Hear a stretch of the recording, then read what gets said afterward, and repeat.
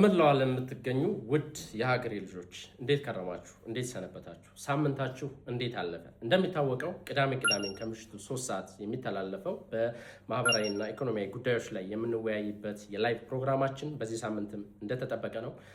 ሳዳም ድሪስ ይመር ብላችሁ በመግባት ሀሳብ አስተያየታችሁን በመስጠት በጋራ በመስራት በጋራ በማድረግ ለምናደርገው ርብርብ የበኩላችሁን አስተዋጽኦ እንድታደርጉ ለማለት ነው። ይሄ ቪዲዮ የደረሳችሁ ሁላችሁም ኮፒ ሊንክ ሼር የሚደረገውን በሙሉ አድርጋችሁ ማታ 3 ሰዓት ላይ እንገናኝ።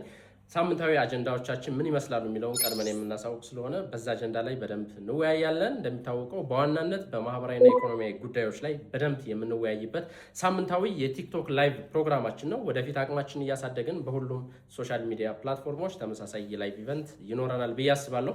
ከብዙ ወንድሞች እህቶች፣ ከተለያየ ፊልድ ኦፍ ስተዲ የምንገናኙ ወንድሞች በዛሬው ውይይታችን ምን መምሰል አለበት፣ በማህበራዊ ጉዳይ ዙሪያ ምን እናገር፣ ኢኮኖሚያዊ ጉዳይ ዙሪያ ምን እናገር፣ በቢዝነስ በቴክኖሎጂ ዘርፍ ከዚህ በፊት በነበሩን የላይቭ ፕሮግራሞች ላይ አውርተናል።